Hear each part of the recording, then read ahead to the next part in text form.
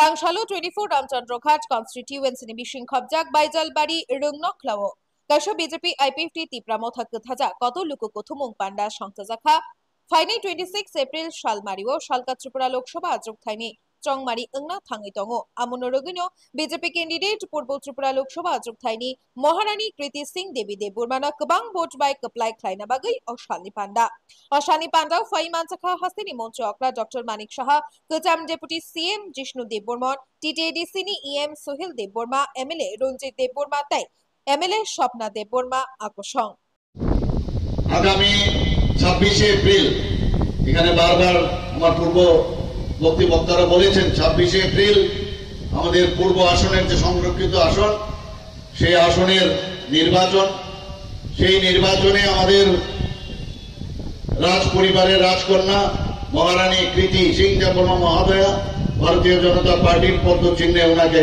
মনোনয়ন দেওয়া হয়েছে সমর্থন জানিয়েছেন আইপিএফটি এবং ত্রিপুরা এবং আমি নিশ্চিত যে আগামী দিন 26 এপ্রিল আপনারা এখানে যারা উপস্থিত আছেন এবং এই যে রামচন্দ্র ঘাটের সমস্ত জনসাধারণ সকাল সকাল গিয়ে বুতাম টিপে উনাকে বিপুল ভোটে আপনারা জয়যুক্ত করবেন এটা আমি নিশ্চিত যখন মারা যায় সমস্ত ভারতবর্ষে দিল্লিতে বিশেষ করে সব জায়গায় শিখ নিধন আমরা দেখেছি তখন গণতন্ত্র কোথায় গেল উনাদের সময় আমরা দেখতাম যখনই নির্বাচনের আগে নির্বাচনোত্তর সন্ত্রাস নির্বাচনের সময় সন্ত্রাস নির্বাচনের পরে সন্ত্রাস কোথায় গেল গণতন্ত্র গণতন্ত্রের বুকের বাতাস বলে বলছে জল নাই সেই পুরনো যে কথাগুলো মুখস্থ করা সেগুলো এখন বলতে থাকে আরে 3% জল জীবন মিশনের আওতায়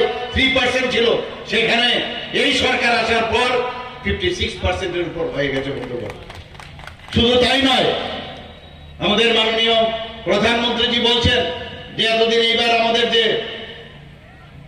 যে ইস্তেহার এবার বানিয়েছে ভারতীয় জনতা পার্টি কি বলছেন যে এতদিন ধরে আমরা ফ্রি গ্যাস কানেকশন দিয়েছি গ্যাসের সিলিন্ডার দিয়েছি এবং এই ইস্তেহারে বলা হয়েছে কি এবার পাইপের মাধ্যমে গ্যাস দেওয়া হবে এই ইস্তেহারে বলা হয়েছে এর পথে তার কাজ শুধু পশ্চিমে শুধু নয় উত্তর ভারতে হবে একটা বুলেট ট্রেন দেবে একটা সাউথ ইন্ডিয়াতে দেবে আর একটা আমাদের ইস্ট ইন্ডিয়াতে দেবে পূর্ব ভারতে দেবে একটা করে বুলেট ট্রেন বন্দে ভারত 3 প্রকারের বন্দে ভারতের সংখ্যা আরো বাড়াবেন এবার ইস্তেহারে বলা হয়েছে বন্দে ভারতে একটা হবে স্লিপার একটা হচ্ছে চেয়ার আর একটা হচ্ছে মেট্রো 3 রকমের বন্দে ট্রেন প্রধানমন্ত্রীজি এইবারে ইস্তেহারে উনি বলেছেন বন্ধুগণ আমরা দেখছি নতুন চিন্তা ভাবনা বলছেন যে আগামী দিন ভারতকে শক্তিশালী আমাদের করতে হবে যখন ম্যানিফেস্টো উনার মাধ্যমে উদ্বোধন হয় উনি বারবার বলছেন যে সামনের বছর উনার 150 বছর পূর্ণ হবে এই ভগবান বিরসা মুন্ডা এবং সেটা সেন্ট্রালি সেটাকে সারা দেশের মধ্যে আরো বেশি করে কিভাবে তাকে পালন করা যায় সেই চিন্তা ভাবনা উনার আছে এবং আমাদের এবারের ম্যানিফেস্টোর মধ্যে সেই বিষয়টাও বলা হয়েছে বন্ধুগণ আমরা দেখছি কংগ্রেস এবং সিপিএম এর শাসন 35 বছর আমরা সিপিএম এর শাসন আমরা দেখেছি যারা জনজাতি গোষ্ঠীর যারা আছে তাদেরকে একটা ভোট বাক্সে পরিণত করেছিল ওরা 20 আমাদের 7টা বিধানসভা প্রথমেই শুরু করতো 20টার থেকে 20টা ওরা কনফার্ম ছিল যে জনজাতি এরিয়ায় যে সংরক্ষিত আসন 20টা ওরা পাবে কিন্তু কাজের বেলায় অষ্টরম্বা কিছুই করেনি কিন্তু ভারতীয় জনতা পার্টি আইপিএফটি সরকার যখন আসলো আপনারা নিজেই দেখেছেন যেভাবে মোদিজি বলেন যে জনজাতিদের উন্নয়ন করাটা আমাদের শুধু কর্তব্য না সেটা আমাদের উচিত এবং সেই দিশায় আমার পূর্ববর্তী বক্তায় প্রশান্ত বাবু থেকে আরম্ভ করে রঞ্জিত বাবু থেকে আরম্ভ করে স্বপ্না দিক থেকে আরম্ভ করে সবাই বলেছেন এখানে আমাদের প্রাক্তন উপমুখ্যমন্ত্রীজিও বলেছেন যে একমাত্র মোদিজি পারেন যে জনজাতিদের উন্নয়নের স্বার্থে সেই কাজটা করা এবং সেইভাবেই কাজ করছে এখানে বিস্তারিত আলোচনা হয়েছে ত্রিপুরার জনজাতিদের উন্নয়নের লক্ষ্যে কিভাবে আমাদের প্রধানমন্ত্রীজি কাজ করছেন। প্রধানমন্ত্রীজি কিছুদিন আগে আপনারা দেখেছেন যে আস্তাবল মাঠে, যেটা বিবেকানন্দ ময়দান, সেখানে এসে কি বলেছেন যে আমি 10 বছরে আমি যা করেছি কিছুই করিনি। কি করেছেন উনি? বলে ট্রেইলার খালি আমি দেখিয়েছি, আর পিকচার তো আমি বাকি হ্যাঁ। সেই জায়গায় ত্রিপুরাতে যে গত 19 এপ্রিল যে নির্বাচন হয়ে গেল, আপনারা ইত্য বছরে নিশ্চয়ই জেনেছেন যে সারা ভারতবর্ষের মধ্যে আমাদের জনসাধারণ এতটাই সচেতন যে সারা ভারতবর্ষের মধ্যে এই পশ্চিম আসনে সারা ভারতবর্ষের মধ্যে প্রথম স্থান দখল করেছে মতদানের দিক দিয়ে। 81% উপর আপনারা সবাই দেখেছেন। এবং আমি নিশ্চিত যে আগামী দিন একটা হেলদি কম্পিটিশন এই পূর্ব আসনের বেলায় হবে, আমাদের মধ্যে কম্পিটিশন হবে।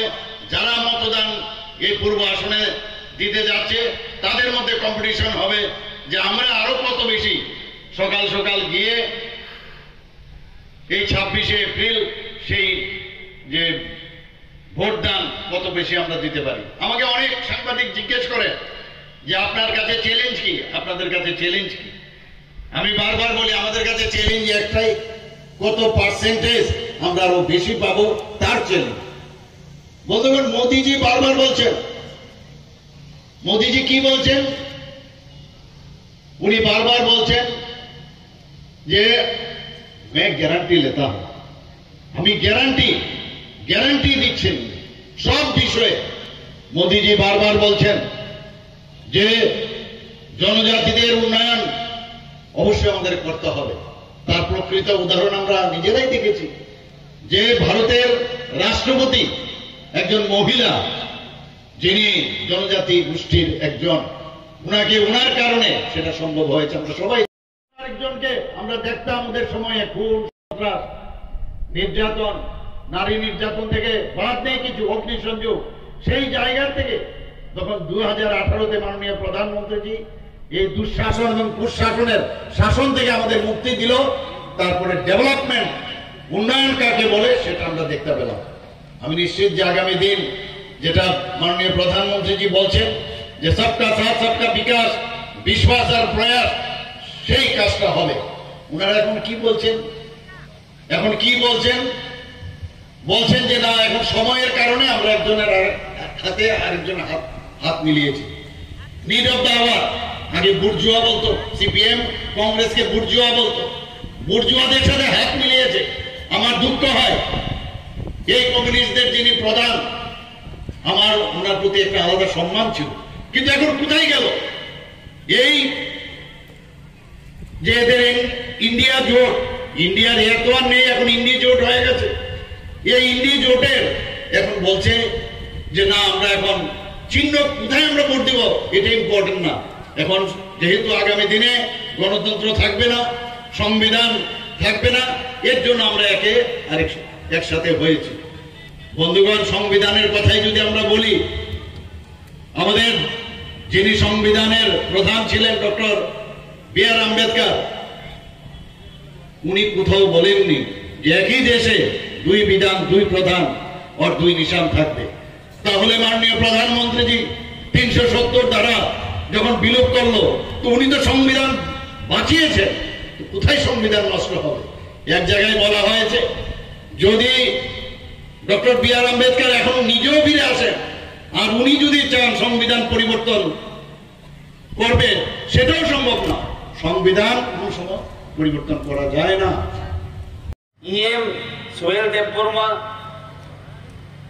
আমাদের নেতৃবৃন্দ, সবার নাম বলবো না কারণ সময়টা একটু কম, এবং আমার বক্তব্য আমি খুব সংক্ষিপ্ত রাখবো। অনেক বক্তব্য হয়ে গেছে। আপনাদেরকে প্রথমে ধন্যবাদ জানাই যে इतना गर्मी में आप लोग बैठे हैं भाषण सुनने के लिए, और इतना भाषण भी हो गया। तो भाषण मेरा बहुत छोटा रखूंगा मैं।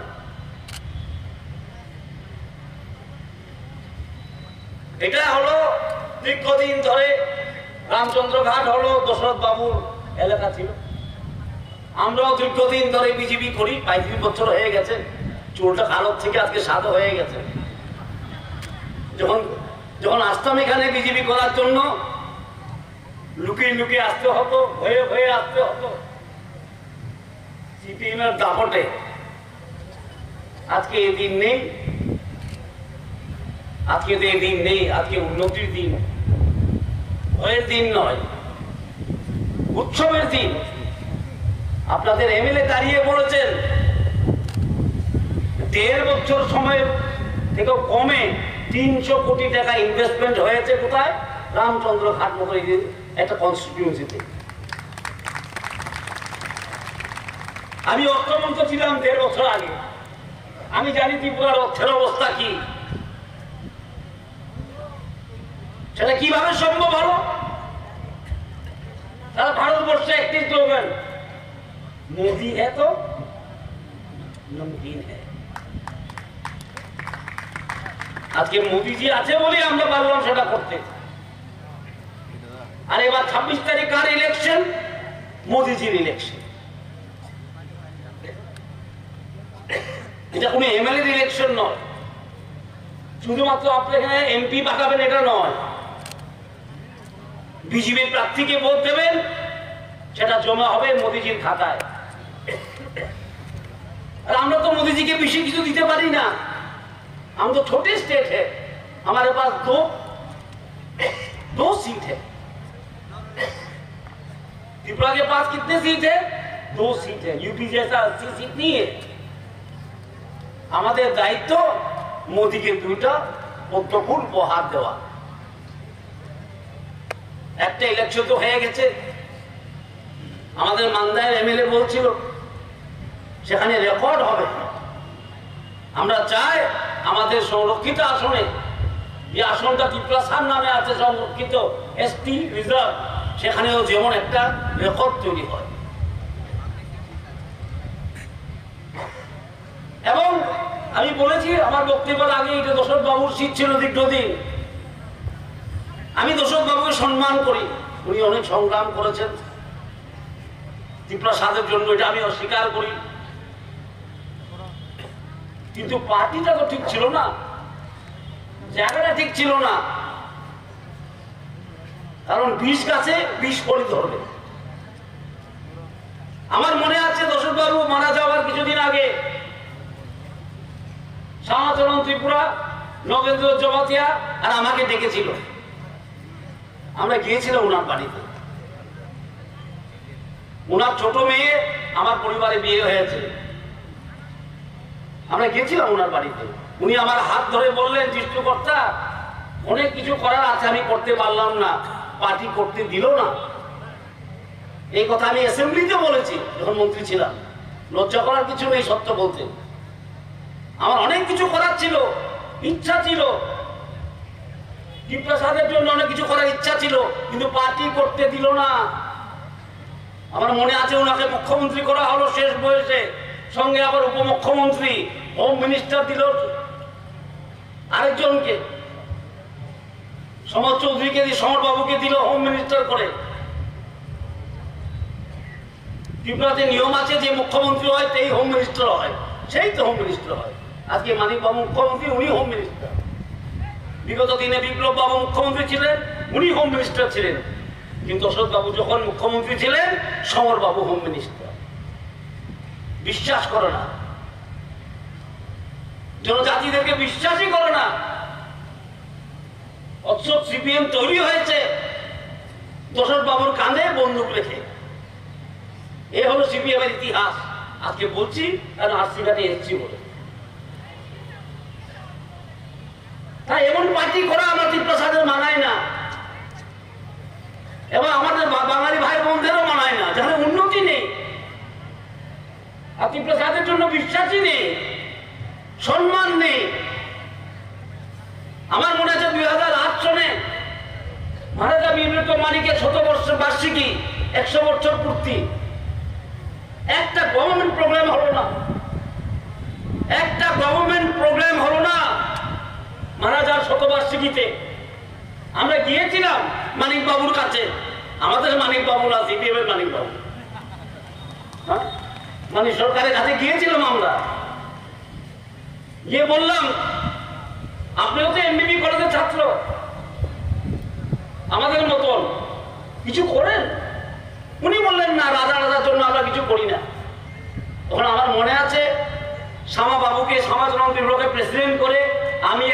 সেক্রেটারি আর রবীন্দ্র জমাতে একটা জেনারেল সেক্রেটারি হয়ে আমরা মহারাজার শতবার্ষিকী পালন করলাম যতটুকু পারা যায়। আর আজকে মহারাজার শতবার্ষিকী পালন হয় প্রত্যেক বুথে, বিজেপির প্রত্যেক বুথে আমরা করি। ছুটি ঘোষণা দেওয়া হয়েছে, মহারাজার নামে এরপর মহারাজার মূর্তি স্থাপন। অনেকজন আমাকে বলে, আরে কি মূর্তির পার্টি, আপনার মূর্তি বানান আর কি করেন? আমি বলি মূর্তি বানাবোই। যেখানে সম্মান নাই সেখানে স্বীকৃতি নাই, যেখানে সম্মান নাই সেখানে উন্নতিও নাই, যেখানে সম্মান নাই সেখানে আত্মনির্ভরতা নাই, যেখানে সম্মান নাই সেখানে জীবনই নাই। সুতরাং সম্মান দিয়েছে ভারতীয় জনতা পার্টি। আমরা বলেছিলাম সবকা সাথ সবকা বিকাশ। আজকে মাথা উঁচু করে আমরা বলি সবকা সাথ সবকা বিকাশ। আমরা যখন বলি এই কথা, এটা স্লোগান নয়, এটা মহামন্ত্র। সেটা মহামন্ত্র আমাদের মোদিজি। আজকে দুটি আঞ্চলিক পার্টি আমাদের সঙ্গে আছে, আমরা সবকে নিয়ে উন্নতি করতে চাই। আজকে রামচন্দ্র ঘাটে যদি 300 কোটি টাকা ব্যয় হয়ে থাকে, খরচ হয়ে থাকে, অ্যাসপিরেশন ব্লকে আরো বেশি হবে। 12টা অ্যাসপিরেশন ব্লক তৈরি করেছে বিজেপি সরকার, সঙ্গে আইপিএফটি ছিল তখন। প্রশান্ত বাবু অনেক কথা বলেছেন 125th অ্যামেন্ডমেন্ট, সেটা আমার বলা আবার দরকার নেই, বারবার একটা কথাই বলা, ঠিক না? কিন্তু মনে রাখবেন মোদিজি বলেছে সবকা সাথ সবকা বিকাশ। তাই আজকে দুটি আঞ্চলিক পার্টিকে নিয়ে আমরা কাজ করছি। আমরা চাই বিকাশ। বিকাশ ছাড়া আমাদের ভবিষ্যৎ প্রজন্মের ভবিষ্যৎ উজ্জ্বল হবে না। বিকাশ ছাড়া মানুষ বাঁচতে পারে না। আমরা কল্পনা করি এবং চিন্তা করি ভারতবর্ষ কি হবে আগামী 100 বছর পরে। আর সিপিএম কি চিন্তা করে? ওদের কি চিন্তা ভাবনা আছে? পোস্টার দেখি হিসাব দাও হিসাব দাও। আরে আপনারা হিসাব দিন আগে। 35টা বছর কি করেছেন? 25 বছর একটা না, আর কি বলে নিবেন বাবুর 10 বছর, 35 বছর। আমাদেরকে বলা হয় সাম্প্রদায়িক দাঙ্গা লাগিয়েছেন আপনারা 1980 সনে। কয়ের অবস্থা কি ছিল তখন? আমরা সবকে নিয়ে চলতে চাই, দাবি যাই হোক, যে কোনো দাবি হোক, সেটা যদি উন্নতি হয়, মানুষের যদি ভালো হয়, আমরা দেখবো চিন্তা করে। সেটাই তো গণতন্ত্র। তাই আপনাদের কাছে আবেদন রেখে আমার বক্তব্য আমি শেষ করছি। এই আবেদন রইল আপনাদের কাছে, 26 তারিখে শ্রীমতী কৃতি দেবী দেববর্মাকে ভোট দেবেন। উনি রাজ পরিবারের মেয়ে, এই মাটিরই মেয়ে, বিয়ে হয়েছে ছত্তিশগড়ে। উনি এই মাটিরই মেয়ে। আমি যেমন এই মাটির সন্তান, উনি যেমন এই মাটির সন্তান, উনি যেমন মাটির সন্তান, উনি মাটিরই মেয়ে।